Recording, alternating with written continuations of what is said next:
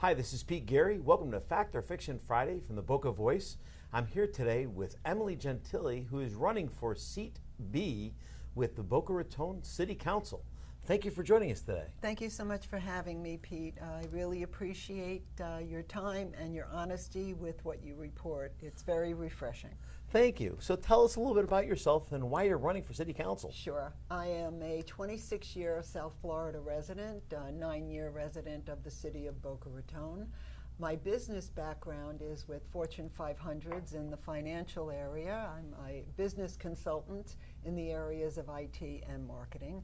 And my career took me throughout the United States and some international, and spent a lot of time in boardrooms and moving things forward. And through the years, I started to do more pro bono work, more philanthropy work, and little by little, I decided it was time to retire.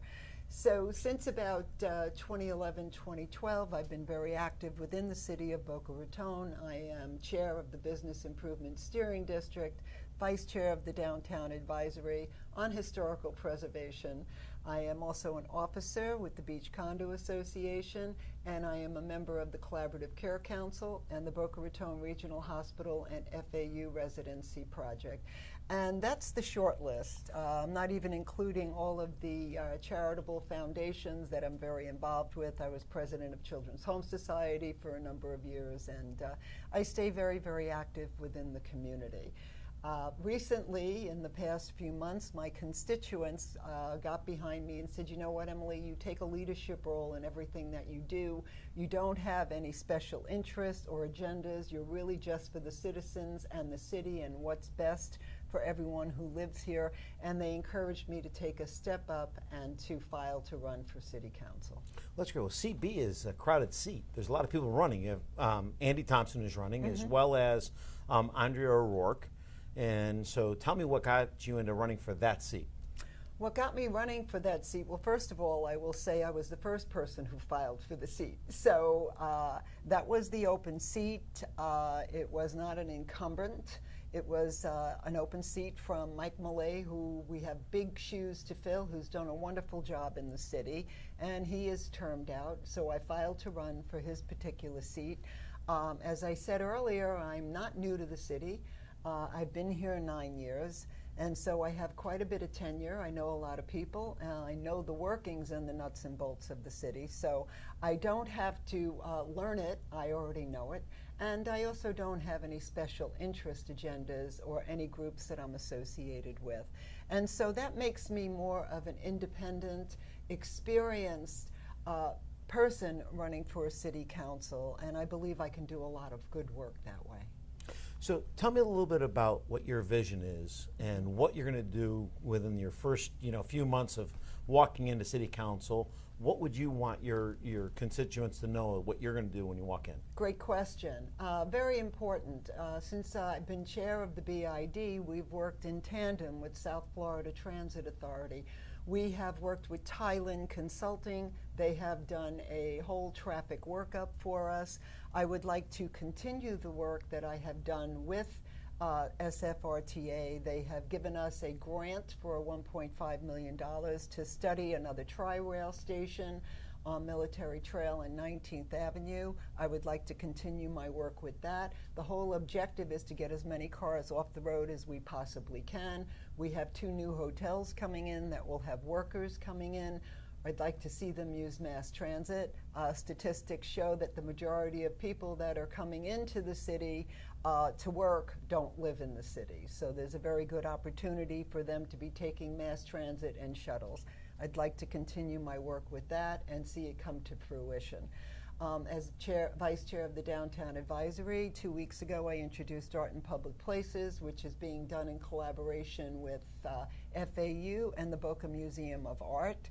I would like to make the streets more pedestrian friendly and our beautiful parks by adding some lovely sculptured pieces and having things done under a whole management plan process, not just bringing in any art any place. And this way we can make the parks and the city streets more enticing and, as I said before, more pedestrian friendly. So those are 2 areas that I've been working on, as well as locating green spaces and pocket parks. I'd like to continue my work on that as well.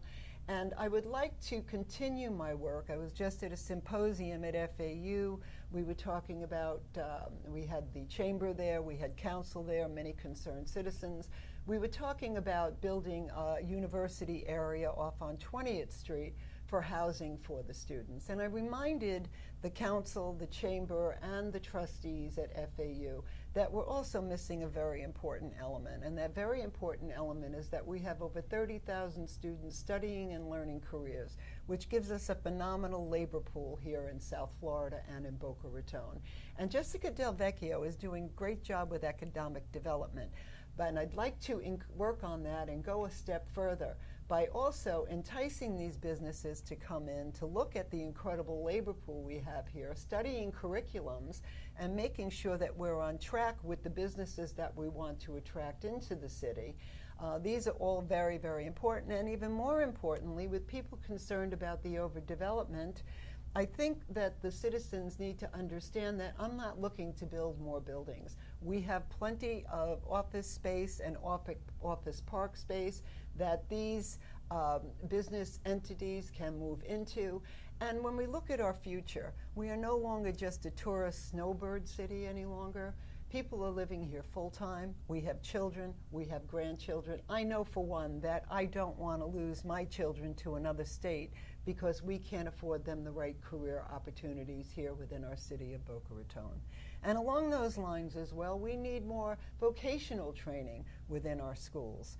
This is something that we really need to hit on, and not everyone is going to get a 4-year degree.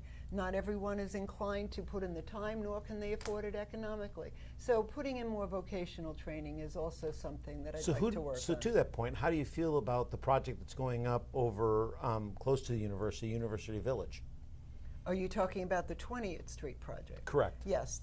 Well, that is in the planning stages right now. There are a lot of nuts and bolts that needs to be worked out, from supervision to what type of commerce would be suitable for the area, to transportation for the students as well, as to how they can get back and forth to campus. And once again, let's get back to the economic development. A lot of these students need jobs as well to help them with their education. So there are a lot of pieces in place. The symposium was a great start. We do have some more work to go, and I would like to continue my work on that as well. That's great. Now, I noticed that you've done a lot of work in the community, and my hat's off to you. Thank you. And I appreciate all that you've done. Thank you. So, Emily, what would you like to tell our listeners in regard to you versus the other candidates? Why should they look at you versus the other candidates? Thank you. The other two candidates are, of course, worthy opponents and very nice people. What I would like to say is I do not have any special agendas. I'm not working with any special interest groups. I also did not just move into the community to make my career on the backs of Boca voters.